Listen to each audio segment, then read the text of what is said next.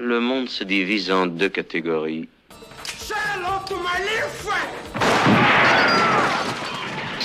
Here's Johnny!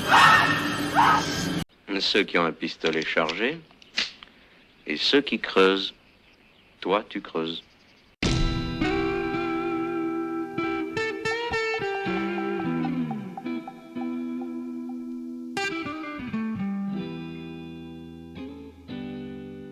Bonjour à tous et bienvenue sur Le Regard Ciné de Kinou et Marie-Lise. Nous vous prévenons que ce podcast consacré au film Shining sera en deux parties. Vous pourrez écouter la seconde partie la semaine prochaine dans notre émission. Nous vous prévenons également que ce podcast comporte des spoilers. Si vous n'avez pas déjà vu le film, nous vous conseillons de le faire avant. Bonne écoute! Viens jouer avec nous.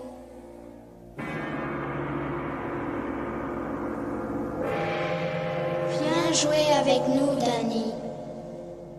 À jamais. À jamais. À jamais.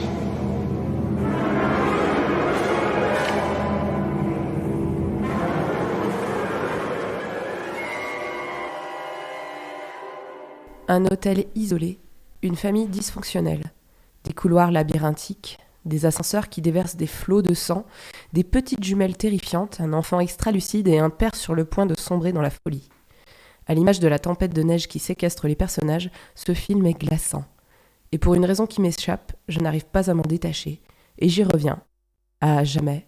À jamais. The Shining de Stanley Kubrick est le film dont nous allons vous parler aujourd'hui. Alors, bonjour Kinou. Bonjour Marie. Donc aujourd'hui, nous allons parler du film de 1980 de Stanley Kubrick, The Shining. On s'attaque à un gros morceau quand même. Voilà, exactement. C'est sûr que c'est pas rien. Et puis même dans le visionnage, etc., c'est quand même un truc un peu pesant, tu l'as dit dans l'intro, mais c'est quand même un film qui laisse des traces, on va dire. Ah ouais, c'est sûr. Bah oui, là, ouais, ça fait 2 ou 3 soirs que je taffe sur Shining et je dors pas bien, quoi. Moi aussi. Alors je dors pas bien pour d'autres raisons aussi, mais on va dire que Shining n'aide pas à s'endormir de manière très sereine. C'est sûr. C'est clair. Dédicace à Victor. Oui, tout à fait. C'est mon fils de 11 mois qui comme Stanley Kubrick, te tient éveillé. Hante mes nuits. Voilà, pour d'autres raisons, c'est un peu moins gore quand même. Mais... C'est plus sympa. C'est ça. Heureusement d'ailleurs. Alors, dans quelles circonstances est-ce que tu as vu Shining pour la première fois ? Est-ce que tu t'en rappelles ? Je m'en rappelle parce que ça marque. Ouais. Je le mets dans la même catégorie que des films comme L'Exorciste ou dont tu te rappelles en fait forcément. Alors je l'ai vu, je sais pas, je dirais il y a peut-être une quinzaine d'années, je devais avoir 15 ou 16 ans. Ouais. Et en effet, ce que tu dis dans l'intro, c'est vraiment un truc qui est, je pense, prégnant sur ce film, c'est que il est dérangeant. Comment dire, tu n'éprouves pas de plaisir à regarder ce film. Il est hyper, ça te met très mal à l'aise en fait. Il va te chercher dans les tripes en fait. Et malgré tout, tu regardes et t'es accroché à ton écran. Tu t'en perds pas une miette parce que du coup, il est presque addictif un petit peu. Ouais, il a un pouvoir hypnotique en fait, je trouve. Ouais, je suis c'est d'accord. vraiment ça. Et c'est le souvenir que j'en ai du premier visionnage. Et j'ai mis pas mal de temps à le revoir une deuxième fois parce que c'est le genre de film auquel tu le revois dans ta tête même si tu l'as vu qu'une fois. Il y a plein d'éléments dans ta vie, des petits trucs qui te font penser au film et quelque part tu te dis je suis pas très sain d'esprit en fait. Bon voilà, mais en tout cas pour moi c'est un chef-d'œuvre, hein. Je pense qu'on est d'accord sur ce point-là.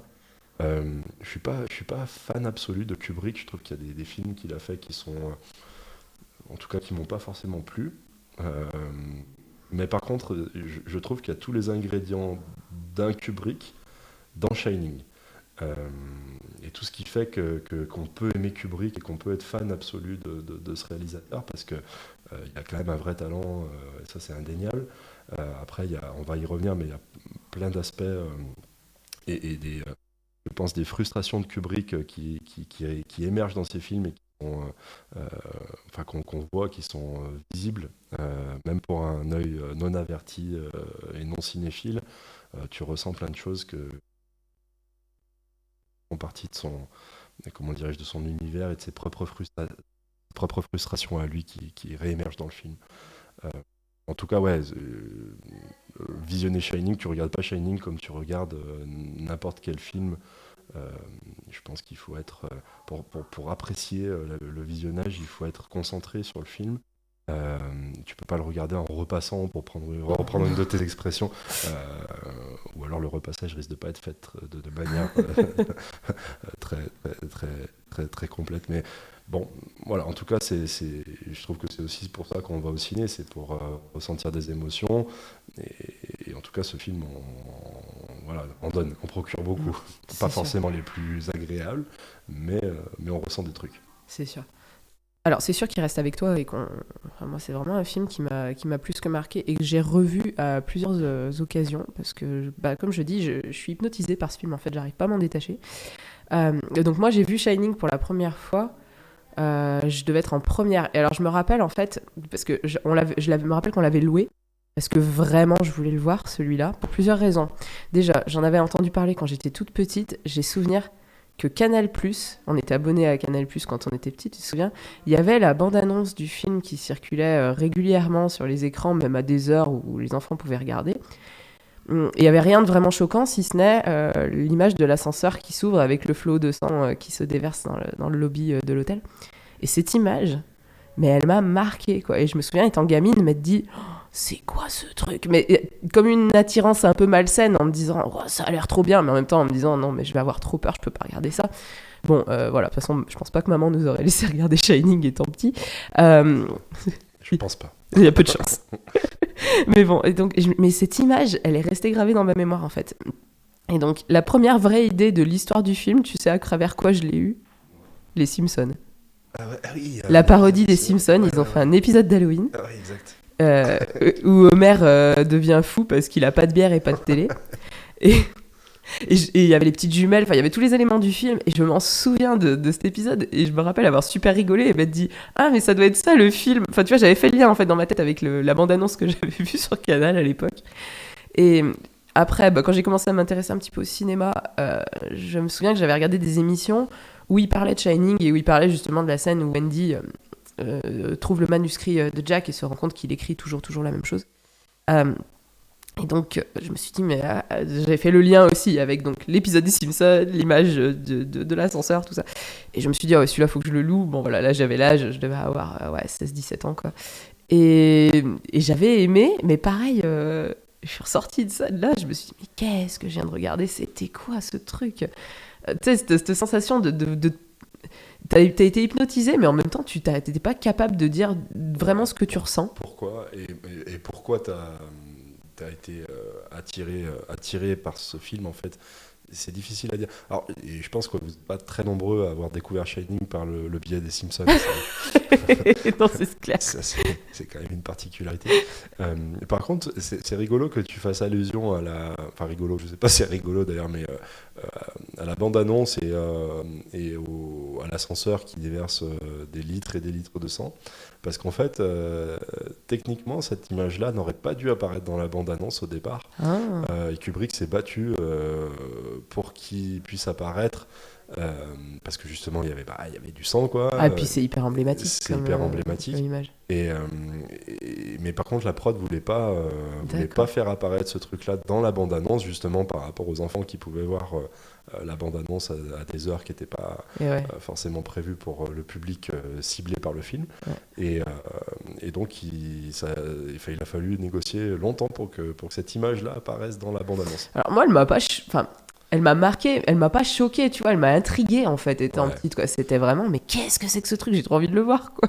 Et alors, tiens, mais si on peut faire 2 minutes sur cette image-là d'ailleurs, parce que c'est je sais pas si tu as vu, mais en fait, alors la construction du film Shining a été hyper longue, parce que presque un an. Plus que ça. Le tournage, presque un an. Mais du coup, la post-prod a dû prendre encore plus de temps. 5 ans. Oh la vache. 5 ans, et l'image, celle à laquelle tu fais allusion, le flot de sang, rien que pour cette image-là, 1 an. Ah, mais m'étonne. Parce qu'en fait, il n'y a pas d'effets spéciaux à proprement parler. C'est pas du vrai sang, mais je veux dire, c'est un vrai liquide qui se déverse, etc. Oui, puis il faut que ça y aille fort quand même, parce que ça emporte les fauteuils du lobby et tout. Tu sens qu'il y a une vraie... Il y a un courant, quoi. Il y a un courant. Ouais. Et en fait, à chaque fois qu'il refilmait cette scène-là, il fallait après, pendant 9 jours, en fait, il fallait tout nettoyer, tout remettre, etc. Faire en sorte que, en effet, l'ascenseur crache du sang, littéralement. Et donc, rien que cette scène-là a pris 1 an à être tournée et à être exploitable, quoi. C'est une des images les plus marquantes du film. C'est emblématique, ouais. Ça et les petites jumelles, c'est les 2 éléments. C'est les deux trucs dont tu te rappelles. Quand j'évoque le film Shining, je pense beaucoup aussi l'image qui me revient assez forte, c'est Danny avec son tricycle sur la moquette bizarre. Cette scène-là aussi, elle est je trouve qu'elle est emblématique. Enfin, en tout cas, dès que tu vois cette scène-là, tu sais que c'est Shining, en fait. Parce que les décors, etc., qui sont datés. La moquette et les motifs divers et variés qu'il y a dans l'hôtel sont très reconnaissables. Reconnaissables facilement. Et ça fait partie des moultes différences qu'il y a avec le roman aussi, notamment dans les couleurs. De la moquette, des décos de l'hôtel qui sont pas du tout décrites de la même façon par Stephen King dans le roman que ce que nous montre Kubrick à l'image. King, il s'est basé sur un hôtel qui existe qui s'appelle le Stanley Hotel. Et c'est là où il a tourné. Alors en 97, en fait, King a été très très déçu de l'adaptation de son roman. C'est qu'on puisse dire. Il n'a pas du tout aimé. On y reviendra, je pense. Mais du coup, il a décidé de produire lui-même, de scénariser, de produire son propre téléfilm. Un téléfilm, en trois parties, je crois. Enfin, c'est hyper long. Pour, je pense, coller le plus possible aux événements du bouquin. Donc, qui est pour... Le téléfilm ? Ouais. Il est moisi. Franchement, il est pourri. Voilà, bon. Mais du coup, celui-là, il l'a tourné dans l'hôtel, effectivement, auquel il pensait. En fait, cet hôtel, il y avait ses journées. Et donc, King luttait beaucoup contre l'alcoolisme à l'époque. Ouais. Et il avait peur de poser une menace, en fait, à ses enfants et sa femme. Hein, c'est-à-dire qu'il sentait lui-même qu'il aurait été capable de violence par moment. Bon, il n'a pas été violent, mais il sentait que ça lui pesait, quoi. Et il a fait un rêve où il étranglait son fils, et c'était dans la fameuse... Alors, la légende raconte que c'était dans la chambre 217 de l'hôtel Stanley en question. Ok. Voilà. Alors, je sais pas si c'est vrai ou pas, hein. Je lui ai pas parlé à Stephen King. Partie du mythe autour de... Voilà, ça fait partie des nombreuses légendes autour de ce film. Il y en a beaucoup, hein. Ouais. Il y a beaucoup de trucs autour du film et du roman. Et d'ailleurs, c'est intéressant que tu parles de l'alcoolisme de Stephen King, parce que, alors, j'ai lu le roman il n'y a pas très longtemps, pour le coup.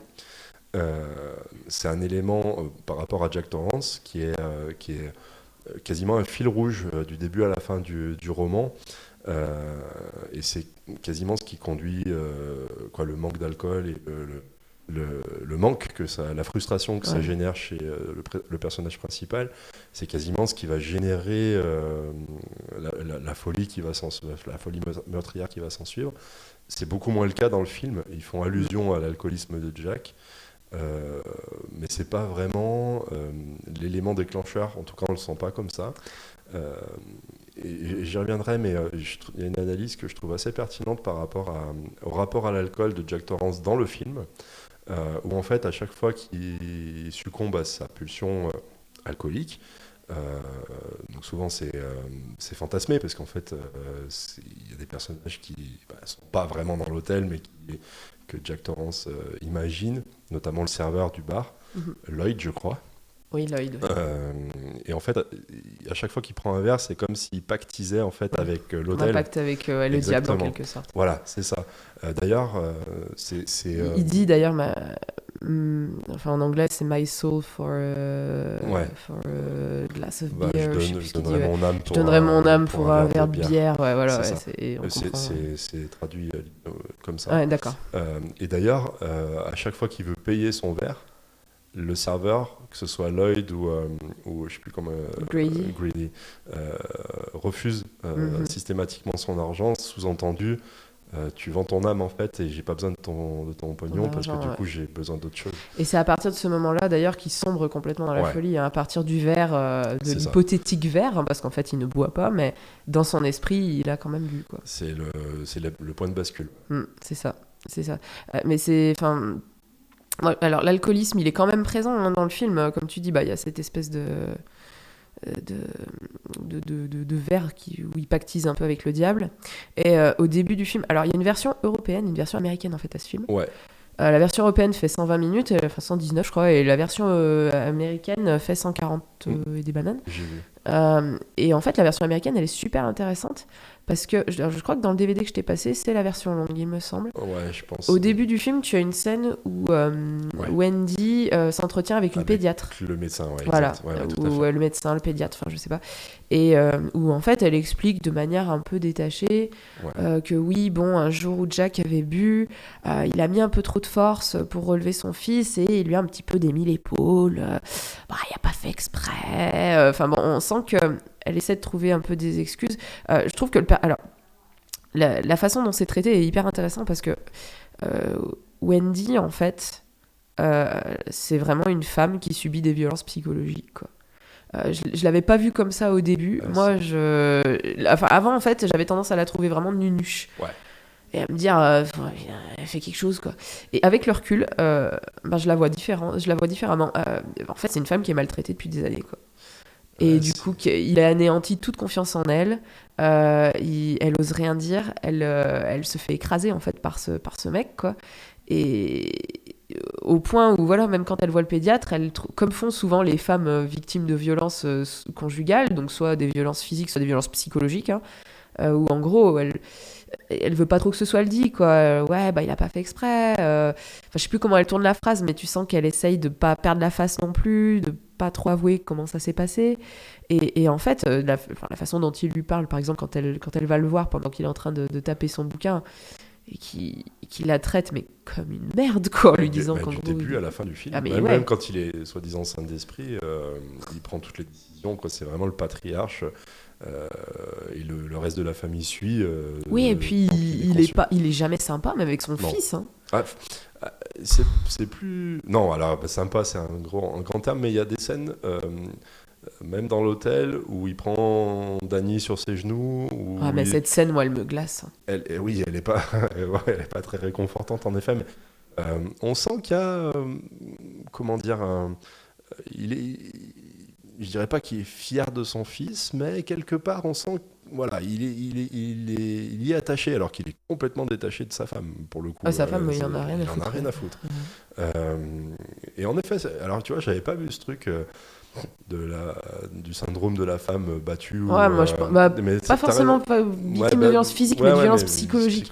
Il la rabaisse depuis des années, en fait. Moi, je le vois comme ça. Et en effet, j'avais tendance à trouver dans le film, en tout cas, le personnage de Wendy très naïf, très un peu agaçant même. Un peu neuneux.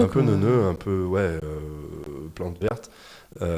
Et c'est une analyse qui est intéressante parce que je n'avais pas vu ça comme ça, mais maintenant que tu le dis, ça se tient. Et je l'avais jamais vu comme ça jusqu'à le revoir récemment et me dire en fait finalement sa façon de réagir elle est logique. Et en plus même elle est carrément finalement son personnage c'est peut-être celui qui se développe le plus dans le film parce que à la fin elle fait preuve de ressources incroyables pour sauver son fils et pour sauver elle, quoi. Elle finit par réagir, quoi. Elle le tape avec la batte de baseball, elle l'enferme. Justement, tu vois, sur cette scène avec la batte de baseball dans les escaliers, t'as l'impression que c'est limite la batte qui tombe sur Jack. Enfin, moi, tu vois, elle a pas envie parce qu'elle c'est pas en elle, quoi. Elle est pas violente à la base. Je suis d'accord, mais j'ai pas ce sentiment, moi, d'une prise de pouvoir, enfin elle est au pied du mur, donc faut qu'elle réagisse, quoi. C'est ça, mais même là je trouve je vais pas dire qu'elle se laisse porter un peu par les événements, mais quelque part oui, c'est parce qu'elle a pas le choix mais même dans la façon dont c'est tourné, t'as l'impression que c'est vraiment la batte qui, de son propre chef, va taper la tête de Jack. Mais non, j'ai pas ce sentiment qu'elle prend la main ou qu'elle prend la mesure de tu vois, elle priorise la vie de son fils. Tu vois, elle lui dit de s'échapper, elle fait en sorte que son fils puisse s'échapper et elle reste elle, tu vois. Enfin, tu vois, moi je trouve que quand même, si elle. En fait, c'est un personnage qui est vraiment intéressant finalement, alors que moi je me disais, c'est vraiment. C'est, comme tu dis, la plante verte, quoi. Et après, avec le recul. Et en fait, donc, elle est très différente du personnage du bouquin, en fait. Oui, même physiquement. Oui. Et ça, c'était un choix de Kubrick, parce que d'après Kubrick. Il fallait une femme qui soit un peu faible et pas, c'est horrible ce que je vais dire, pas très jolie, tu vois, parce que selon Kubrick, seule une femme comme ça resterait avec Jack, en fait. La femme qui est décrite dans le bouquin, qui est blonde, sûre d'elle, super jolie, machin, au bout d'un moment, tu sais, la fille qui est sûre d'elle, elle se laisse pas parler comme ça, en fait. Au bout d'un moment, elle lui dit merde, quoi. Du coup, ça renvoie aussi à des différences sur le personnage de Jack dans le livre complètement. Et dans le film, parce que c'est pas le même bonhomme non plus. Il y a vraiment l'emprise de l'hôtel sur Jack, elle est beaucoup plus prégnante dans le livre qu'elle ne l'est dans le film. Et du coup, ça explique aussi probablement les modifications sur la personnalité de son épouse, parce qu'en effet, tu peux pas être sûr de toi et te faire manipuler ou en tout cas dicter ta loi comme le fait Wendy dans le film si t'es avec un mec comme Jack. Donc ça fait partie des multiples différences qu'il peut y avoir entre les deux. Moi, le sentiment que j'ai, c'est après avoir revu le film là et avoir lu le bouquin il y a pas longtemps, c'est quasiment d'être face à deux histoires quasiment différentes, enfin deux trucs les personnages sont pas les mêmes, en fait. Les personnages sont pas les mêmes, les fils rouges tout au long du film sont pas les mêmes. Les thématiques sont pas les mêmes. Les thématiques sont pas les mêmes. Le cadre qui est à peu près le même, voilà, ils sont enfermés dans un hôtel avec de la neige qui les empêche d'aller ailleurs, mais finalement c'est quasiment deux œuvres artistiques qui je vais pas dire qu'elles n'ont rien à voir l'une avec l'autre, mais qui sont quand même très très différentes. Alors, parce qu'en fait, le personnage de Jack, dans le film, on sent qu'en fait, il est même au tout début, il a deux doigts de partir en live, en fait. L'hôtel, c'est le déclencheur, mais même sans l'hôtel, il serait parti en live à un moment ou à un autre. Ouais, c'est le sentiment. Et c'est ce que dit Kubrick, d'ailleurs. Lui-même, il l'avoue dans une interview, donc c'est dans un livre qui s'appelle Kubrick, The Definitive Edition, de Michel Simon. Donc, le médecin. Ciment, pas Simon. Ciment comme le ciment. Donc voilà, Kubrick dit: Jack arrive dans l'hôtel en étant psychologiquement préparé à commettre les meurtres. Il n'y a pas beaucoup de marge avant que sa colère et sa frustration ne deviennent complètement incontrôlables. Donc voilà, en gros, l'hôtel, c'est le déclencheur, mais la violence, elle a toujours été en lui, quoi. Et ici, l'hôtel, il peut être comparé à l'alcool qui déclenche les pires instincts chez lui. Donc dans le bouquin, voilà, ça serait plus l'alcool, mais en gros, c'est un contexte aussi qui font qu'il perd la boulette. Mais et tu vois, la scène dont tu parlais, où il est assis sur le lit et où il prend Danny sur ses genoux, il lui demande de venir le voir, il lui fait un câlin, mais la manière dont il lui parle, bon, il y a la musique qui aide pas, mais moi, j'ai vraiment cette scène, elle me met mal à l'aise. Et il n'y a pas très longtemps, j'ai lu des commentaires. J'avais regardé une analyse vidéo de plusieurs scènes de Shining. Et dans les commentaires YouTube, c'était hyper intéressant parce qu'il y a un mec qui disait que son père était alcoolique. Et que cette scène, ça lui rappelait vraiment des mauvais souvenirs. Le côté, je souffle le chaud et le froid. Là, je suis gentil, mais tu sais pas à quel moment ça va partir en cacahuète. Et moi, c'est pour ça que cette scène, j'arrive pas à dire qu'il a de l'amour pour son fils, parce que même cette scène-là, tu le sens menaçant, en fait, d'une certaine façon. Ouais, mais oui. Et puis la musique joue beaucoup je trouve que dans Shining, elle est c'est subtil parce qu'elle n'est pas envahissante, la musique, si ce n'est sur la toute première scène, le générique. Là, franchement, elle est glaçante. Après, elle s'intègre parfaitement dans le. Mais c'est même pas vraiment de la musique, c'est des bruits, en fait. Il y a beaucoup de bruit. Tu peux pas fredonner, quoi. Je veux dire, c'est pas un thème que tu vas pouvoir. Non, c'est clair. Mais c'est bien fait. Et justement, alors pour venir à la musique, si ça t'embête pas, je sais pas moi que t'es autre chose. Non, vas-y. La musique, justement, j'ai regardé une analyse de mise en scène d'une chaîne qui s'appelle Lessons from the Screenplay. Je vous la recommande vraiment si vous parlez anglais. C'est une chaîne, c'est une mine d'or sur comment construire un scénario et l'analyse de film en général. Il est vraiment très très fort, le mec qui fait ça. Et donc il parlait justement de la musique. Et il disait que c'était un des éléments qui fait que ce film te met extrêmement mal à l'aise sans que tu saches vraiment pourquoi. C'est vrai que moi, les premières fois où je l'ai vu, je me suis dit, mais pourquoi pourquoi je suis aussi mal devant ce film, en fait, c'est d'où ça vient, parce que c'est... Bon, il y a quelques images un peu choquantes, mais il n'y en a pas tant que ça, en fait, finalement. Et donc, en fait, il disait que la musique, elle est imprévisible. Parce que parfois, elle va nous faire sursauter, alors qu'il n'y a rien du tout à l'écran. Donc, tu vas avoir un moment, tu vois, là où d'habitude, tu aurais un jump scare dans un film d'horreur classique. Là, il se passe juste rien du tout à l'image. Mais t'as cette espèce de sursaut dans la musique qui t'interpelle. Et au contraire, la musique reste la même, alors que quelque chose de vraiment effrayant arrive à l'écran. Par exemple, quand Danny il est en train de jouer aux fléchettes, il se retourne et il voit les jumelles, la musique ne bouge pas. Alors que les mouvements de caméra sont très saccadés. Enfin, tu vois, c'est pas anodin, comme ça, tu t'en rends compte, tu as peur, mais en même temps. Et donc, la musique bouge pas. Donc, c'est contre-intuitif, en fait, parce que c'est dérangeant. Et du coup, on est constamment sur nos gardes, parce que ça explique ce malaise constant, en fait, où tu te dis... mais tu peux pas te fier à ça, en fait. Là où d'habitude dans les films d'horreur tu te fies un petit peu à la musique. Il y a des codes par rapport à ça, et c'est vrai qu'ils sont complètement distordus dans Shining. Dans le montage aussi, je pense qu'il y est pour beaucoup, parce qu'il y a plein de choses que tu ne vois pas, que tu comprends ou que tu comprends pas d'ailleurs. Et ouais, c'est ce qui est aussi dérangeant, c'est que tu as le sentiment d'avoir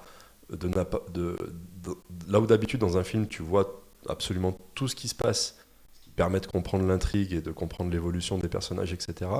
Là, il y a plein de choses, notamment sur le personnage de Jack, où tu le vois sombrer dans la folie, mais parfois, t'as pas l'élément déclencheur qui fait qu'il saute un seuil, en fait, dans la folie. Je trouve que le montage, pour le coup, est hyper bien fait, parce qu'il participe à ce malaise un peu ambiant, en te disant « mais attends, j'ai loupé quelque chose ».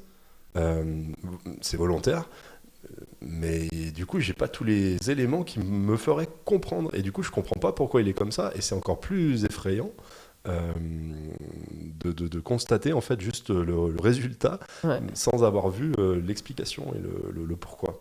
Là en fait c'est ce qu'il disait sur cette chaîne, il disait c'est l'ambiguïté.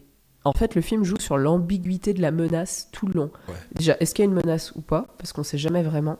Tu vois, les fantômes, on ne sait pas si... Les petites filles, est-ce qu'elles sont menaçantes ou pas ? Qu'est-ce qu'elles viennent faire là ? Tu vois, tu sais pas. Et puis, la nature de la menace aussi, de quoi il s'agit exactement, ça, on ne le sait pas. Et l'ambiguïté, tout est ambigu, en fait, dans ce film. Rien n'est expliqué. Donc, du coup, c'est à toi de te faire une idée, de te dire, OK, c'est dangereux, c'est pas dangereux. Et l'objectif de Kubrick, je pense que de toute façon, c'est de nous mettre mal à l'aise. Je pense que ça, c'est son objectif number one, quoi. De déstabiliser le spectateur. Et c'est vrai qu'il y a plein de scènes que tu ne comprends pas, mais c'est cette ambiguïté aussi qui te met aussi mal à l'aise. Il y a même l'explication, quoi. Il y a plein ils jettent des pistes comme ça, notamment le truc du cimetière indien. Oui, voilà. C'est pas fouillé en fait, cette approche-là. Il y a juste au début où, quand ils leur font visiter l'hôtel, en gros, il y en a un qui dit que il a été bâti sur un cimetière indien, qu'il y a eu des attaques d'Indiens derrière, machin, que ça a obligé à reconstruire une partie de l'hôtel, etc., etc. Mais c'est pas développé en fait, tu n'as pas l'explication livrée pour te dire c'est parce qu'il est construit sur un cimetière indien que l'hôtel prend le pouvoir à un moment donné. Enfin, t'as plein de pistes, mais t'as pas d'explication c'est formelle. Ce qui explique qu'ils ont fait donc, le reportage dont on discutait tout à l'heure, donc Room 237, chambre 237. Donc c'est un reportage qui est sorti il y a quelques années, je sais plus exactement quand, dire 2012, quelque chose, je sais pas, vérifier. J'aurais dit une dizaine d'années aussi. Voilà. Et donc ce film en fait regroupe, c'est un reportage, il regroupe plein de théories, un peu théorie du complot parfois, sur Shining, et qu'est-ce que Kubrick a voulu, quelle était la thématique cachée derrière Shining en fait, quoi. Donc il y en a qui y voient l'Holocauste. Il y en a qui voient le fait que Kubrick aurait filmé un faux atterrissage sur la Lune de la part d'Armstrong. Il y en a qui y croient. Il y en a qui voient donc une métaphore du massacre des Amérindiens, ce qui est peut-être la plus plausible à mon sens. On y reviendra. Mais c'est pour ça que c'est intéressant ce film aussi, c'est qu'en fait, il va, en fonction de la personne, il va pas être compris de la même manière. Chacun. Tu n'auras pas forcément la même lecture par rapport à ton propre. Ta propre histoire, quoi, en fait. Voilà, par tes biais. Parce que donc le mec qui voit l'Holocauste, il se trouve qu'il est chercheur. est prof d'histoire spécialisé dans l'Holocauste et la Seconde Guerre mondiale. Donc t'as envie de dire, ouais, bah t'as un biais de confirmation d'une certaine façon, t'as envie d'y voir ça, tu vois ça, quoi. Mais ouais, en plus, je vois pas trop en quoi. Alors, le reportage, moi, je l'ai vu il y a longtemps, donc je me rappelle pas de toutes les théories ni de franchement, toutes les explications. c'est un peu tiré par les cheveux. En gros, Jack, il a une machine à écrire allemande. Ouais, il a 2 machines à écrire d'ailleurs. Oui. Ça, de marque allemande. Ouais. Donc selon lui, comme Kubrick ne fait rien au hasard, c'était fait exprès. Okay. Et qu'est-ce qu'il y avait d'autre ? Il y a un passage où tu vois tout un tas de bagages dans le hall d'entrée. Et tu as une espèce de fondu sur un autre plan et ces bagages deviennent des personnes. Et lui, ça lui a fait penser à des images que tu vois à la sortie des camps, où en gros, voilà, tu as des bagages qui représentent toutes les personnes qui sont mortes dans le camp. Okay. Enfin, un peu tiré par les cheveux, si tu veux, à mon avis. Mais après, il y a des gens qui trouvent que... Alors, je suis pas allée au bout du film. En fait, je l'avais vu il y a longtemps. J'ai essayé de le revisionner, mais... Bon, voilà, trop de Shining tue le Shining, et à un moment, il a fallu que je m'arrête. Mais... Pour mon bien-être, pour mon état mental, parce que j'avoue qu'au bout d'un moment, voilà, j'étais un peu... j'étais plus bien. Mais voilà, bon...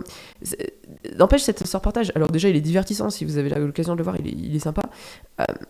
Mais il montre aussi que ce film, il est hypnotique, quoi, qu'il y a plein de gens qui n'ont pas réussi à s'en détacher et qui ont essayé vraiment de faire sens de ce qu'ils ont vu, quoi. Après, moi, alors, bon, pourquoi pas, après... oui, toutes les théories sont possibles. Sont valables, c'est sûr. On peut plus interroger Kubrick en plus pour savoir si c'est voilà. vrai. Donc, exactement. Voilà. Mais par contre, ce qui est sûr, c'est que la haine est présente du début à la fin du film. Ouais. Et que peut-être que c'est les images qui peuvent rappeler l'Holocauste, pour en tout cas les spécialistes, l'allusion sur le massacre des Amérindiens, tout est bâti pour construire une bulle de haine dans le microcosme de l'hôtel. J'aurais tendance plutôt à penser que peut-être Kubrick a fait sciemment ses choix de mise en scène et de la marque allemande, etc. Mais plutôt peut-être pour nous rappeler que l'humain est aussi fait de haine et que l'hôtel a tendance à mettre en exergue les plus vils côtés de chaque être humain, quoi. En tout cas, je le vois plutôt comme ça, de manière beaucoup plus pragmatique, mais pourquoi pas après. Mais je suis d'accord avec toi. Alors du coup, j'ai vu une vidéo de la chaîne américaine The Take, dont je parle souvent, qui fait des super analyses. Et donc eux, ils disent qu'en fait, la symbolique ici, elle est importante. C'est l'idée que le cycle de violence ne cessera jamais de se répéter. Ouais. Et ça, c'est l'image de l'humanité. En fait, la violence est traitée comme un héritage de l'humanité. Et donc, on fait référence à ces violences à de nombreuses reprises dans le film. Donc, on nous parle donc des Indiens qu'on a dû repousser pour... en gros, on a volé leur terre pour pouvoir créer cet hôtel. Les éventuelles références à l'Holocauste, pourquoi pas. Enfin, voilà, il y a plein de choses comme ça, de petites choses qui sont distillées dans le film. Il y a une allusion au cannibalisme. Au cannibale, voilà, le donner party. Donc, les jeunes qui ont dû s'entre-dévorer pour survivre parce qu'ils étaient bloqués dans les Andes ou je sais pas où. Donc voilà, Jack qui fait référence au début du film.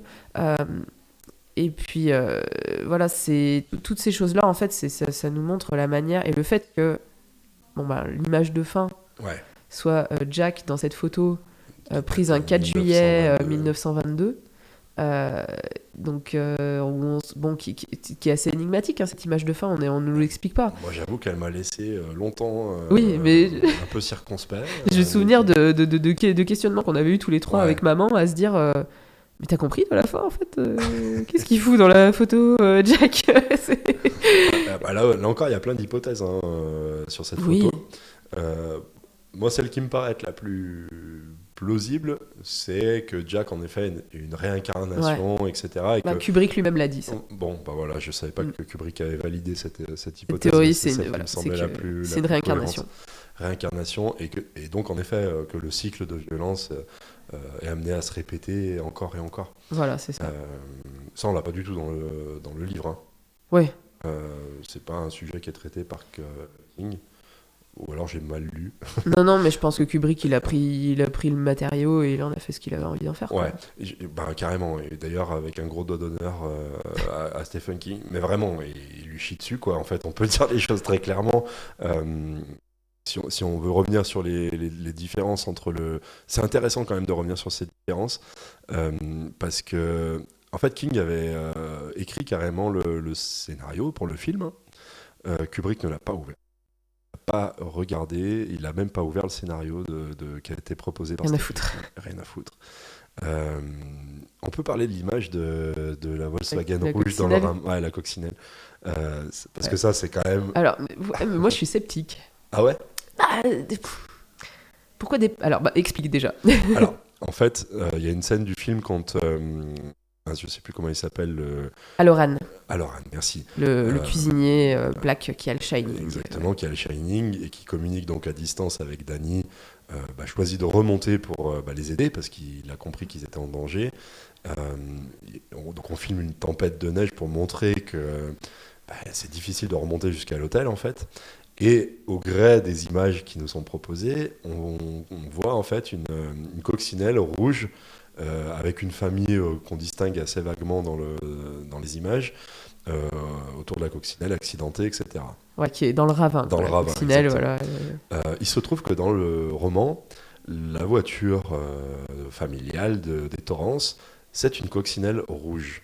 Et donc, d'aucuns y ont vu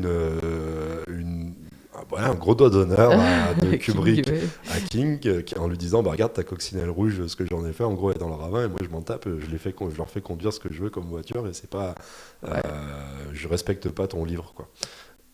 Moi je trouve que cette théorie elle est assez plausible, mais je sais pas, tu la remets en question. C'est plausible, mais moi déjà, est-ce que King, avant la sortie du film, est-ce que il était déjà énervé contre Kubrick? On n'est pas sûr, parce qu'à l'époque, Stephen King, il commençait à être un auteur assez important, mais il n'avait pas le pouvoir qu'il a aujourd'hui. Je suis pas certain qu'il pouvait savoir ce qui se passait sur le tournage, déjà. Certaines, quoi, tu vois. Déjà, il y a ça. Je me dis, il a surtout dit sa déception par rapport au film après l'avoir vu, quoi, une fois qu'il est sorti en salle. Donc déjà, moi, c'est un peu la question que j'ai. Et puis en plus, Kubrick, t'imagines un plan comme celui-là à tourner, ça coûte cher, quoi. Pourquoi est-ce qu'il aurait... Je pense que Kubrick, c'était un mec qui maîtrisait super bien la colorimétrie, les choses comme ça. Est-ce qu'il va plus ressortir sur un plan enneigé de nuit? C'est le rouge.